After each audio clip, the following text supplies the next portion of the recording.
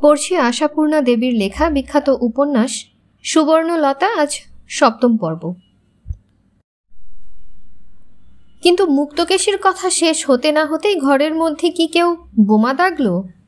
না হলে সবাই অমন চমকে উঠল কেন? বোমা না হলেও বোমার মতোই শক্তিশালী, মৃদু অথচ তীক্ষ্ণ একটি প্রতিবাদ। অপমান আমি কাউকে করিনি, কথার জোরে নয়কে হয় করলে কি করব? বলল এই কথা সুবর্ণলতা। বরের সামনে, বড় বড় দেওয়ারদের সামনে স্পষ্ট গলায় শাশুড়ির কথার প্রতিবাদ করল। বজ্রাহত ভাবটা কাটলে মুক্তকেশী একটু তিক্ত হাসি হেসে বলেন, এরপরও আর তোমরা আমায় এই সংসারে থাকতে বলো বাবা? না হয় আমি তোমাদের শাখা চুরি পড়া মা নই, তবু মা তো। বড় বউ! হঠাৎ যেন ঘুমন্ত বাঘ গর্জন করে উঠল, বড় বউ, বড় বউ! চিৎকারে বাড়ি থরথরিয়ে ওঠে। দোষ করেছে মেজ বউ, ডাক কেন বড় বউকে? কেউ বুঝতে পারে না, সবাই থরথর করে। বড় বউ তো মেজ দেওরের সঙ্গে কথাও কয় না, তথাপি এই ডাকের পর বসেও থাকতে পারে না।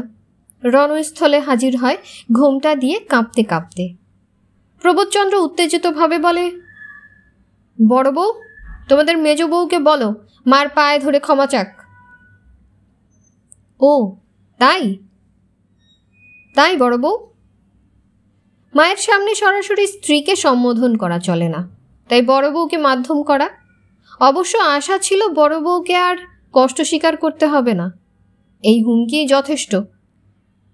কিন্তু আশ্চর্য কাণ্ড, এত বড় তর্জনের পরও কাঠের পুতুলের মতো দাঁড়িয়ে রইল সুবর্ণলতা। বড় বউ, ওকে ঘাড় ধরে ক্ষমা চাওয়াও। উমাশশী কাছে এসে মৃদুস্বরে বলে, সঙ্গের মতন দাঁড়িয়ে রইলি কেন মেজ বউ? যা মাপ চা। সুবর্ণলতা মুখ তুলে উমাশশীর দিকে তাকালো, আর সে দৃষ্টিতে উমাশশী যেন হিম হয়ে গেল। শাশুড়ির চোখের অনেক ভয়াবহ দৃষ্টি দেখার অভ্যাস আছে তার, এমন চাউনি কখনো দেখেনি। এ কি, সুবর্ণলতা কি পাগল হয়ে গেল? এই যে স্পষ্ট পাগলের চোখ, সেই চোখ তুলে সুবর্ণলতা তীব্র স্বরে বলে, কেন মাপ চাইব কেন? উমাশশী বলে, চাইলেই তো সব গোল মিটে যায় ভাই, বল বল লক্ষ্মীটি, মা যা বলেছি না বুঝে বলে ফেলেছি।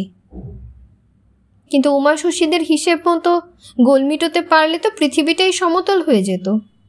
তা হয় না, সুবর্ণলতার মুখ দিয়ে সে কথা বার করানো যায় না। সুবর্ণলতা বলে, না বুঝে তো বলিনি, বুঝেই বলেছি। হ্যাঁ, বুঝেই বলেছে সুবর্ণ শাশুড়িকে। বাবার সঙ্গে সম্পর্ক তুলে দিয়ে রাখা হয়েছে। বাবা যখন উদ্দেশ্য করেছিলেন তখন দূর দূর করে খেদিয়ে দেওয়া হয়েছে, আর এখন নিজের সংসারে ভাতের আকাল হয়েছে বলে ঠেলে পাঠিয়ে দেওয়া হচ্ছে। খুব তো মানের বড়াই, কাকে মান বলে কাকে অপমান বলে সে জ্ঞান নেই। বলেছিল, আবার এখন বলছে না বুঝে বলিনি। অবাক হয়ে গিয়েছিল বাড়ির প্রতিটি সদস্য, এমনকি সুবোধ। বিরক্ত হয়ে বলেছিল, বেবুটা শিক্ষা সহবত দিতে জানে না। আর মুক্তকেশী শুধু স্তম্ভিতই হননি, যেন একটু ভয়ও পেয়েছিলেন। একটা ভয়াবহ ভবিষ্যৎ যেন দাঁত খিঁচিয়ে উকি মারছে তার জীবনের সীমানা প্রাচীরের ওধার থেকে। পড়বে বুঝি লাফিয়ে? যাক, তবু এখনই সে ভয়কে আমল দেবার দরকার নেই। ঘরের খিল হুড়কো আছে মজবুত, ছেলেরা আজও মায়ের পদানত। আজও একটা বউকে দূর করে দিয়ে ছেলের আরেকটা বিয়ে দিতে পারেন মুক্তকেশী। প্রভাস বলেছে, ওকালতি করছি, কোর্ট কাছারি দেখছি, ভদ্রঘরের মেয়ে যে এমন বেসহবোধ হয় এ ধারণা ছিল না। এ সমস্তই মেজদার বুদ্ধিহীনতার ফল। মেয়ে মানুষকে কখনো আশকারা দিতে আছে? সর্বদা চোখ রাঙানির নিচে রাখলে তবে শায়েস্তা থাকে। প্রকাশ বলেছে, পয়সা দিয়ে আর অ্যাস্টারে গিয়ে থিয়েটার দেখতে হবে না, আমাদের বাড়ি বসেই অনেক থিয়েটার দেখতে পাওয়া যাবে। বিয়েটা জব্বর করেছিল মেজদা। ক্ষিপ্ত মেজদা অতএব বউ শায়েস্তা করবার ভার নেয়। 3rd ক্লাস ঘোড়ার গাড়ি একখানা ডেকে আনে, যে গাড়িতে চাপিয়ে এবারের মেজ বউকে নির্বাসন দেওয়া হবে। মেজ বউ যাবে একা, এক বস্ত্রে। মেয়েটা আর ছেলে দুটো থাকবে এ বাড়িতে। তারা এ বংশের। সুবর্ণলতার সঙ্গে কোনো সম্পর্ক রাখা হবে না। যদি কোনোদিন পায়ে ধরে ক্ষমা চেয়ে চিঠি লেখে, তবেই হয়তো আবার ওদের মুখ দেখাতে পারবে সুবর্ণ। নচেত এবারের অন্ন জলের বরাত উঠল ওর। বরাত উঠল স্বামী সন্তানের সঙ্গর। আড়ালে আবডালে সবাই প্রবোধকে স্ত্রৈণ বলে। দেখুক আজ তারা। নিজেই বনবাস দিয়ে আসবে সীতাকে। মুক্তকেশী কিন্তু এ ভূমিকায় নেই। মুক্তকেশী সেই যে জপের মালা নিয়ে বসেছেন, নরণচরণ নেই তার থেকে। সুবর্ণর বড় মেয়ে চাপা মায়ের এই দুর্গতিতে কাঠ হয়ে বসে থেকে একসময় ঘরে গিয়ে কাঁদতে বসেছে। ডানু কানু দুই ছেলে মার সঙ্গে যাব করে পরিত্রাহী চেঁচিয়ে অবশেষে জেঠির কাছ থেকে খেলনা পুতুল খাবার পেয়ে চুপ করেছে। কর্তারা কে কোন দিকে গেছেন। গিন্নিরা আরব্ধ কাজের ভার পেয়ে আবার হাতে তুলে নিয়েছে। মুক্তকেশী নির্বিকার। প্রবোধের কাজটা তার সমর্থন পেল কি পেল না তাও বুঝতে পারে না প্রবোধ। এর চাইতে যদি মুক্তকেশী গলা খুলে বলতেন, বেশ করেছে প্রবোধ, এত বড় জাহাবাজ মেয়ে তিনি ভূভারতে দেখেননি, অনেক আহ্লাদের ব্যাপার হতো। এটা কি হলো? লাঠিটা ভাঙল, সাপটা মরল না। বউ বিতাড়িত হলো, মা প্রসন্ন হলেন না। কিন্তু মুক্তকেশীর সংসারের অন্য জল কতদিনের জন্য উঠেছিল সুবর্ণলতার? সে ইতিহাস জানতে হলে অন্য অধ্যায় খুঁজতে হবে। অথচ সুবর্ণলতার জীবনের খাতাটা টাইট বাঁধুনি তো দূরের কথা, একেবারে অবাধা। ঝুড়ো ঝুড়ো পাতাগুলো তার এখানে ওখানে ছড়িয়ে আছে, উড়ে বেরিয়েছে। তবু সেই বিদায় করে দেওয়ার অধ্যায়টা খুঁজে পেতে এইটুকু দেখা যায়। বাড়ির দরজায় ঘোড়ার গাড়ির শব্দ পেয়ে ঘর থেকে বেরিয়ে আসেন সুবর্ণলতার বাবা নবকুমার বাড়ুজ্জে। ফর্সা ধবধবে রং, নিটোল গড়ন, চুল কাঁচা পাকা, হয়তোবা কাঁচার থেকে পাকার সংখ্যাই বেশি। পরনে ফতুয়া, পায়ে বিদ্যাসাগরী চটি। একদা সরকারি কোনো এক অফিসার বড়বাবু ছিলেন, রিটায়ার্ড। ঘরকুনো মানুষ, বাইরে বেরোন কমই। সারাদিন বাড়ি বসে ছেলের বউকে টিকটিক করেন আর নাতি নিয়ে সোহাগ করেন। বেরোনোর মধ্যে সৌদামিনী দেবীর বাড়িতে একটু বেড়াতে যাওয়া, বৃদ্ধা বিধবা নবকুমারের দূর সম্পর্কের দিদি, বহু দুঃখ কষ্ট পার হয়ে আর বহু কর্মক্ষয় করে শেষ জীবনে পেয়েছিলেন কিঞ্চিত সুখের স্বাদ। কিন্তু সইল না, বুড়োটি গত হলেন। অবশ্যই সৌদামিনীর যা বয়স তাতে বৈধব্যটাই স্বাভাবিক। তবে বহু কষ্ট পেয়ে সবেই তো স্বামী পেয়েছিলেন। তার সতীনই সর্বস্ব দখল করে রেখেছিল। স্বামী গেছেন, সতীন গেছে, এখন একা সতীনের ছেলে পুলে বউ জামাই সব নিয়ে সংসার করছেন। এই সংসারটাই দেখে পরিতৃপ্ত হন নবকুমার, তাই ছুটে ছুটে আসেন। এই সংসারে পুরনোর ছাপ বিদ্যমান, কারণ সৌদামিনীর হাতেই তো গড়া। যে সৌদামিনী নবকুমারের দিদি। নবকুমারের সংসারে নবকুমারের ছেলের বউয়ের রুচি পছন্দের বিজয় নিশান। নবকুমারের মনের সঙ্গে খাপ খায় না সে পছন্দ, সে রুচি। কিন্তু বউয়ের বা দোষ কি? শ্বশুরের মনের মতো রুচি পছন্দ সে পাবে কোথায়? শাশুড়িকে কি চোখে দেখেছে? বিয়ের কোণের থেকে গিন্নি হতে হয়েছে তাকে। সংসার ত্যাগিনী শাশুড়ির পরিত্যক্ত সংসারটাকে কুড়িয়ে তুলে নিতে হয়েছে ছোট দুটি হাতে। সংসারও অবশ্যই ছোট, শ্বশুর, দেওর, স্বামী। কিন্তু ছোট বলেই যে হালকা তা তো নয়, পাষাণ ভার। মৃত্যুর মধ্যে দিয়েই উত্তরাধিকার, সেটা সহজ, সেটা কোমল, কিন্তু এ তো তা নয়। স্বেচ্ছায় সংসারটাকে ত্যাগ করে চলে গেছে সংসারের গিন্নিটা। ছেলের বিয়ের সব ঠিকঠাক, তখনই অকস্মাৎ মেয়ের বিয়েকে কেন্দ্র করে এই কাণ্ড। যথা নির্দিষ্ট দিনে ছেলেটার বিয়ে হয়নি বটে, তবু বিয়েটা হলো, কারণ শাশুড়ি সত্যবতী নাকি এই সম্বন্ধ স্থির করে গিয়েছিলেন। শ্বশুর সেই ইচ্ছেকে প্রাধান্য দিয়েছিলেন। বউ সুধীর বালা, মানুষ খারাপ নয়, তবে নবকুমার যেন তাকে তেমন স্নেহের চোখে দেখেন না। পয় অপয় কথাটা বিশ্বাস করেন তিনি। হাঁচি, টিকটিকি, মঙ্গলবার সব কিছুতেই পরম বিশ্বাস নবকুমারের। আজও পঞ্জিকাখানা হাতে নিয়ে উল্টে দেখছিলেন কটা থেকে বেলা কটা পর্যন্ত মূলো খেতে নেই। হঠাৎ ওই ঘোড়ার গাড়ির শব্দ এই বাড়ির দরজাতেই থামল। নবকুমার পঞ্জিকাখানা তাকের উপর রেখে তাড়াতাড়ি বেরিয়ে আসেন আর হাঁ করে দেখেন ভয়ঙ্কর পরিচিত আর বেশি পরিচিত এক নারী মূর্তি নেমে আসছে গাড়ি থেকে। কে কে ও? নবকুমার যেন আর্তনাদ করে ওঠেন। এত বার্ধক্য এসেছে তার, তাই এত দৃষ্টি বিভ্রম? না না। নবকুমার তাই আর্তনাদ করে ওঠেন, কিন্তু এই বিচলিত ভাবটা মুহূর্ত মাত্র স্থায়ী হল। পরক্ষণেই সে ভাব বদলে গেল। বিস্ময় বিস্ফারিত দৃষ্টিতে দেখলেন নবকুমার ভাড়াটে এই গাড়িটা, যাকে নাকি ছ্যাকড়া গাড়ি বলা হয়, সেই ওই নারী আরোহিণীকে নামিয়ে দিয়ে উল্টো মোচড় দিয়ে গড়গড় করে চলে গেল। তার মানে যে পৌঁছতে এসেছিল সে নামল না, সে পত্রপাঠ বিদায় নিল, অর্থাৎ মানুষটাকে নির্বাসন দিয়ে গেল। এর মানে কি? পরমাকাঙ্ক্ষিত মূর্তির একে অনাকাঙ্ক্ষিত রূপে প্রকাশ। ও এসে পায়ের ধুলো নিচ্ছে, নবকুমার কি সেই নতমুখ নতদৃষ্টি কন্যাকে দুহাতে জড়িয়ে ধরবেন, হাহাকার করে বলে উঠবেন, সুবর্ণ রে, এতদিন পরে এলি তুই, যখন তোর বাপের সব গেল? না, পারলেন না।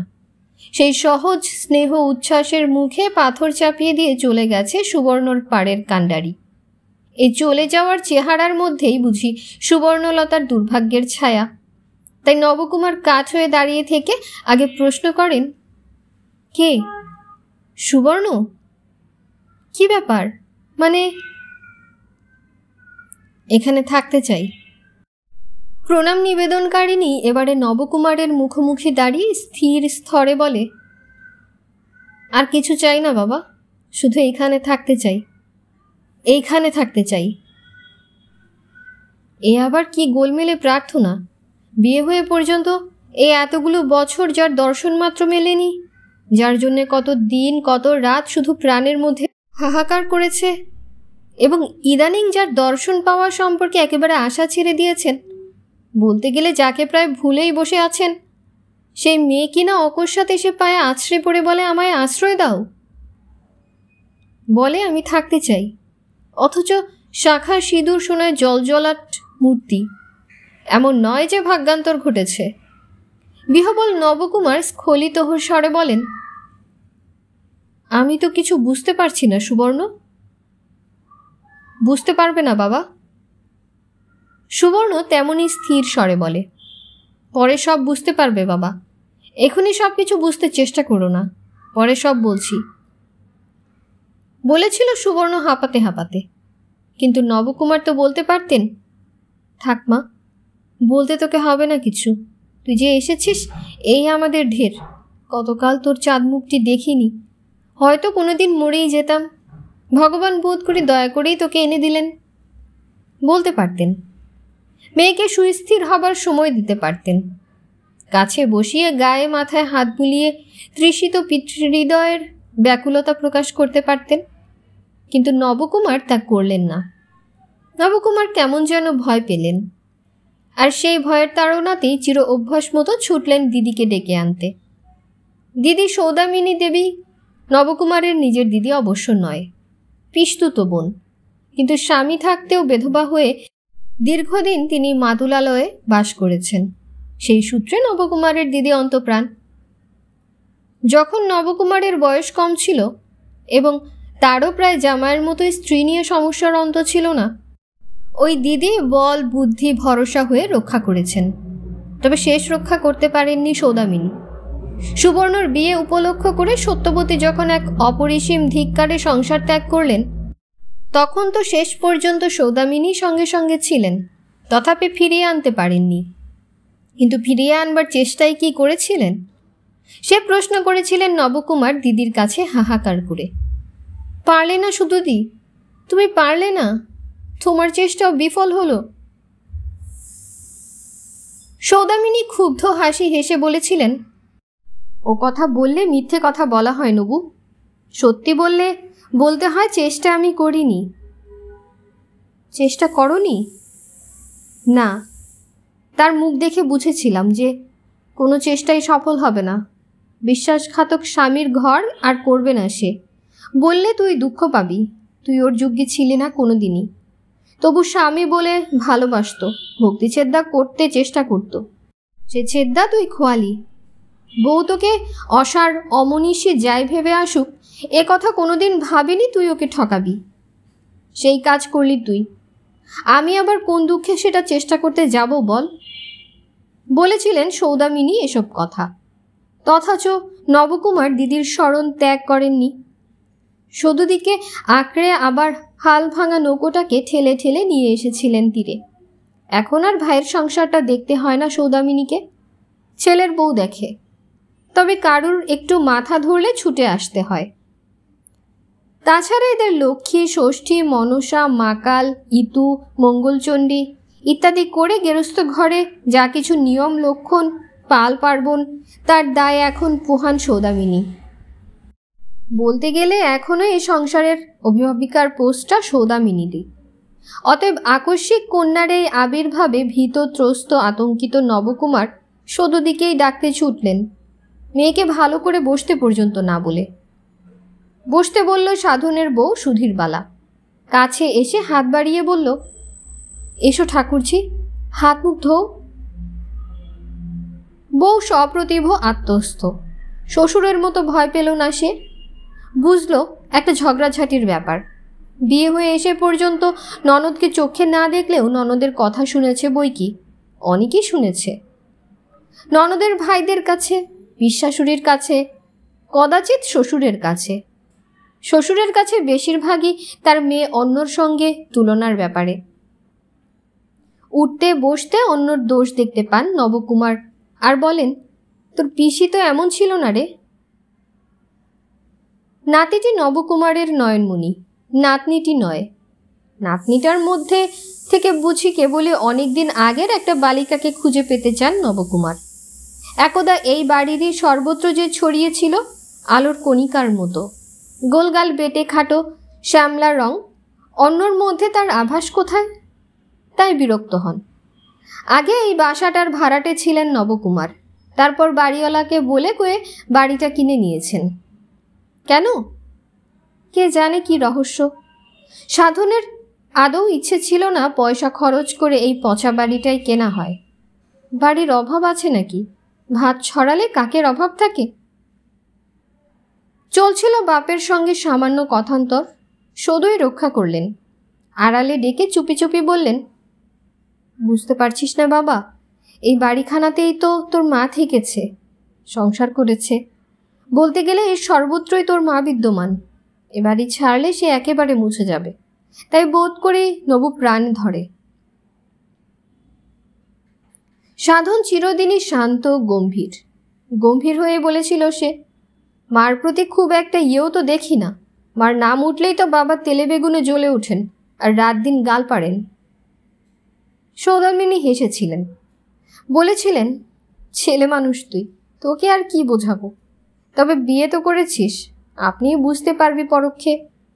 বেশি দূর যেতে হবে না, আমার জীবনটাই দেখ না কেন। তাই সৌদামিনীর জীবনটা এই হিসেবে দ্রষ্টব্য বই কি। দীর্ঘকাল পতি পরিত্যক্তা হয়ে মামা মামির সংসারে হাড়ে দুর্ভোগ গজিয়েছে। স্বামী দ্বিতীয় পক্ষ নিয়ে সুখে সংসার করছেন। হঠাৎ একদিন চাকা ঘুরল। স্বামীর সংসারে আবার প্রতিষ্ঠিত হলেন সৌদামিনী, রুগ্ন শরীরে সতীনের কন্যা করতে আর তার ষষ্ঠীর সংসারের খবরদারি করতে। তারপর স্বামী বড়গিন্নিতেই তদগত হয়েছেন, বড়গিন্নিতেই চোখে হারা হয়েছেন। বলেছেন, প্রথম বলেছেন, ভালোবাসা জিনিসটাই আলাদা বড়গিন্নি। সমস্ত তো সাধনের চোখের সামনে, তাই নিজের জীবনের দৃষ্টান্ত দেখান সৌদামিনী।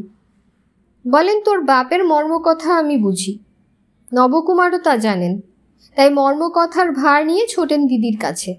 আজও ছুটলেন। অতএব সুধীরবালায় এসে হাত ধরতে এলো সুবর্ণর।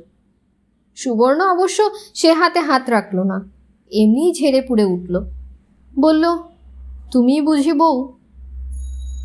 সুধীরবালা ঘাড় কাত করল। বিহবল সুবর্ণ তাকিয়ে তাকিয়ে দেখছিল সেই তার বাল্যের লীলাভূমিকে। হাত বদল হয়ে জিনিসপত্রগুলো জায়গা বদল করেছে, কিন্তু ইট কাঠগুলো তো অচল আছে। ওই জানালাটার নিচে বসে বই পড়তো সুবর্ণর মা, ওই কোনাটায় বসে কুটনো কুটত। আর দোতলার ওই ছোট্ট ঘরখানা,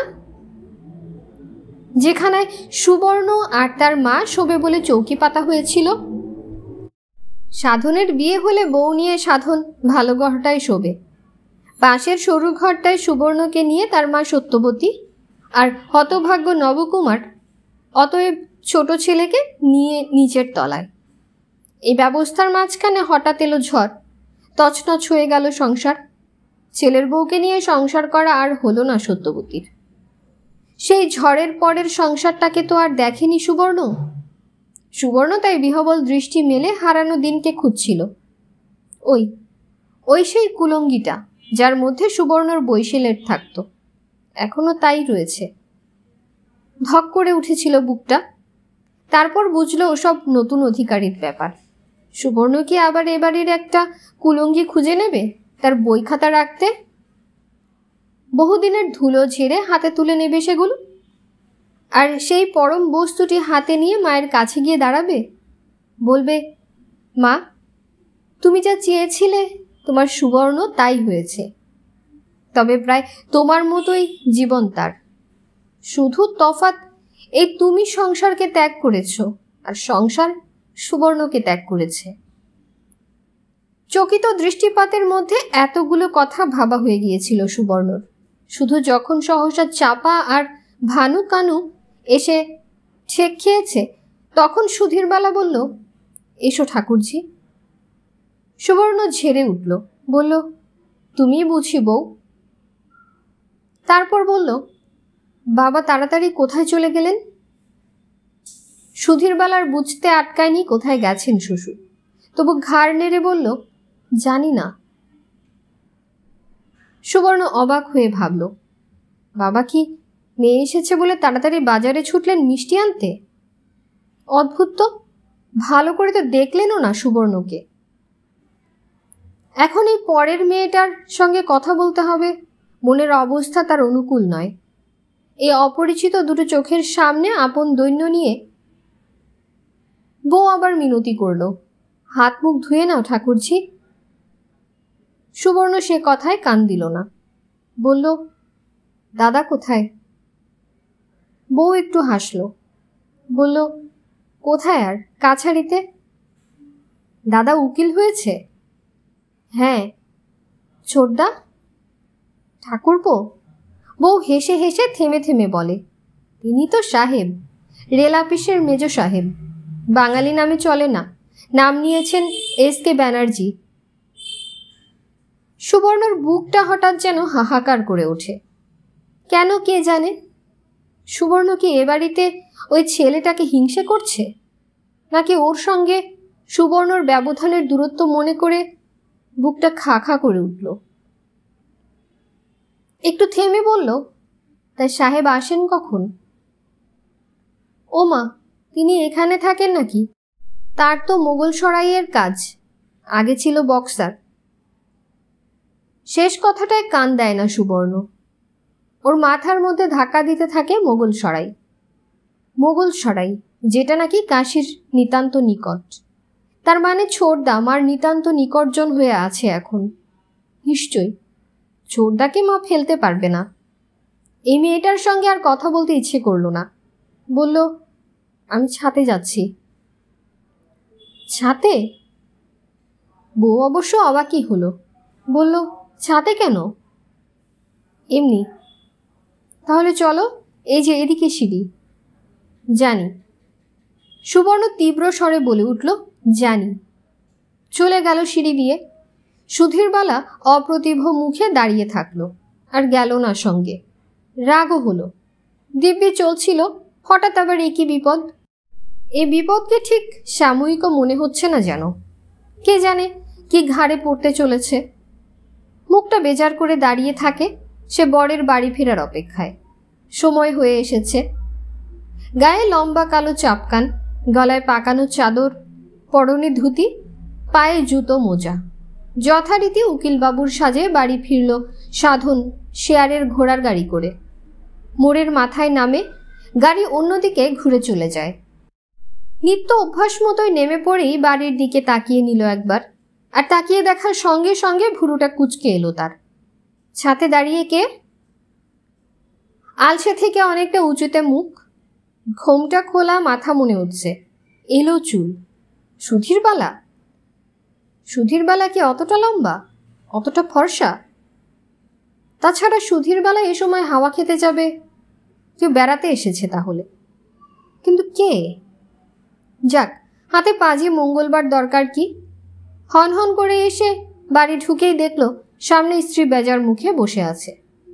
অবাক হলো সুবর্ণর দাদা সাধন।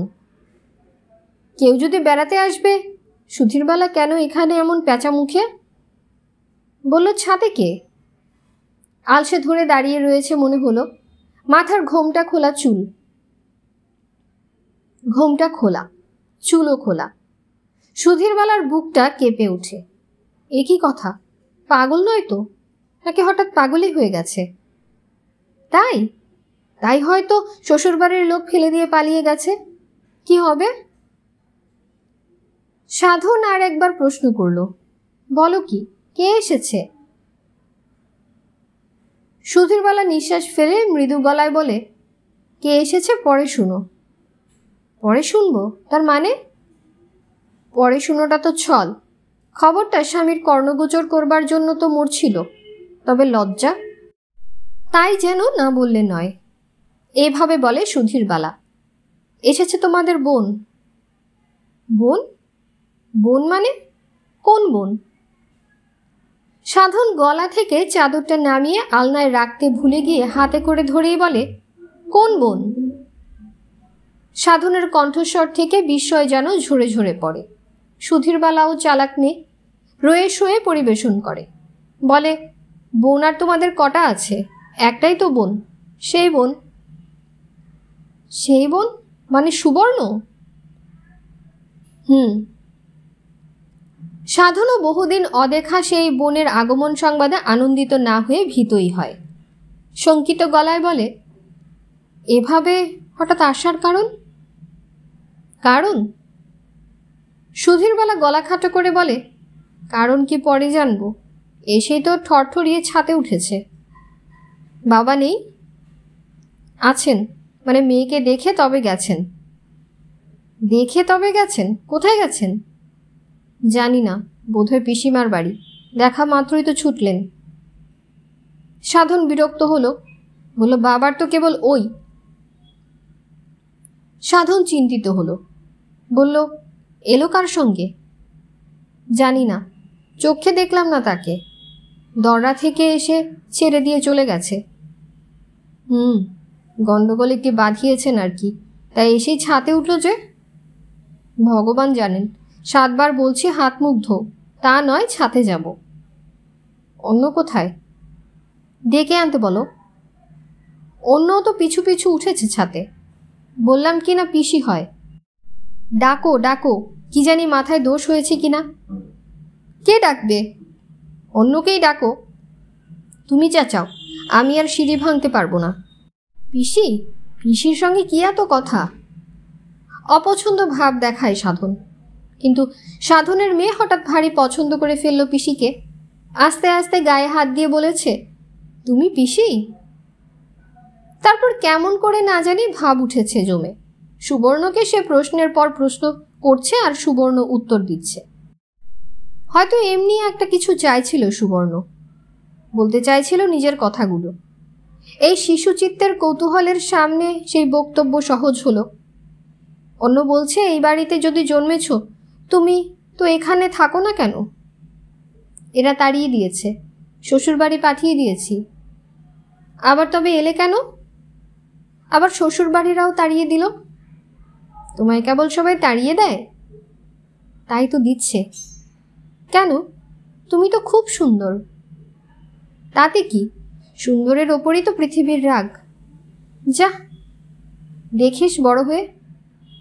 অন্য নিজের হাতটা পিসির হাতের উপর রেখে বলে, আমি কালো। না না, তুমি ভালো। ঠাকুরদা বলে, তুমি বিচ্ছিরি, বোকা, তোর পিসি ছিল বুদ্ধির রাজা। কে বলে এ কথা? কে বলে? অন্য পিসির এই আকস্মিক উত্তেজনায় থতমত খেয়ে বলে, ঠাকুরদা, তোমার বাবা। তোর ঠাকুরদা আমার বাবা হয়, জানিস সে কথা? ও মা! অন্য গিন্নির মতো বলে, তা জানবো না? ও বাড়ির ঠাকুমা বলে দেয়নি বুঝি? আচ্ছা, তোমার বর নেই? বর আছে বই কি। নিচের তলায় তখন পিতাপুত্রের গুপ্ত পরামর্শ চলছে। না, সৌদামিনী তৎক্ষণাৎ আসতে পারেনি, তার হঠাৎ বাদ গেছে, কোমর নিয়ে উঠতে দেরি। বলেছেন, তুই যা, আমি যাচ্ছি। সাধন অবশ্য পিসির জন্য অপেক্ষা করছিল না, অপেক্ষা করছিল বাপের জন্য। বলল, তুমি কিছু জিজ্ঞেস না করে চলে গেলে ও বাড়ি? নবকুমার নিজেকে সমর্থন করেন, জিজ্ঞেস করবার আর কি আছে, বুঝতেই তো পারলাম ঘটিয়ে এসেছেন একটা কিছু। ঝাড়ের বাঁশের গুণ যাবে কোথায়?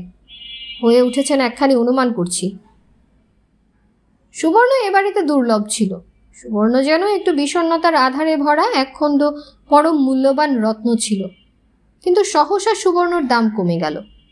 বিতাড়িত হয়ে আশ্রয় নিতে এসে সুবর্ণ সব মূল্য হারালো। সুবর্ণ বিপদের মূর্তি হলো। সুবর্ণকে ছাদ থেকে ডেকে পাঠিয়ে নবকুমার প্রশ্ন করলেন, হঠাৎ এরকম চলে এলি যে? সুবর্ণ মুখ তুলে বাপের দিকে একবার তাকিয়ে শান্ত স্বরে বলল, চলে তো আসিনি, ওরা তাড়িয়ে দিয়েছে। সাধন বিরক্ত কণ্ঠে বলে, তাড়িয়ে অমনি দিলেই হলো? সুবর্ণলতা স্থিরভাবে বলে, হলো তো দেখলাম, সহজেই হলো। বলল, ছেলেরা আমাদের বংশধর, ওরা আমাদের কাছে থাক, তুমি তোমার মেয়ে নিয়ে বাপের বাড়ি থাকো গে। আমি বললাম, সবাই থাক, মেয়েগুলো তোমাদেরই। তারপর? তারপর আর কি, গাড়ি ডাকলো, তোরঙ্গটা নিয়ে গাড়ির মাথায় তুলে দিল, গাড়িতে উঠল, দরজায় নামিয়ে দিয়ে গেল, আমি ঢুকে এলাম। নবকুমার ধৈর্য ধরে সবটা শোনার শেষে ক্ষোভ আর ক্রোধের সংমিশ্রণে গড়া একটি প্রশ্ন করলেন, ব্যাস ঢুকে এলাম? বুঝতে পারলি না এটা ত্যাগ করা? বুঝতে পারবো না কেন, ওরা তো বলে কয়ে। তবে কেঁদে পড়ে বলতে পারলি না ছেলেদের ছেড়ে আমি থাকবো কি করে? সুবর্ণ ব্যঙ্গ আর ক্ষোভে গড়া একটি প্রশ্ন করে, সে থাকতে পারবো না এ কথার কোনো মানে হয়? ওটা তো একটা হাসির কথা। নবকুমার মুহূর্তের জন্য মাথাটা হেঁট করেন, তারপর বলেন, তা ভবিষ্যৎটা তো ভাবতে হবে। পড়ছিলাম আশাপূর্ণা দেবীর লেখা বিখ্যাত উপন্যাস সুবর্ণলতা, আজ 7ম পর্ব। গল্প স্বল্প ভালো লাগলে সাবস্ক্রাইব করে আমাদের সাথেই থাকুন। ধন্যবাদ। আল্লাহ হাফিজ।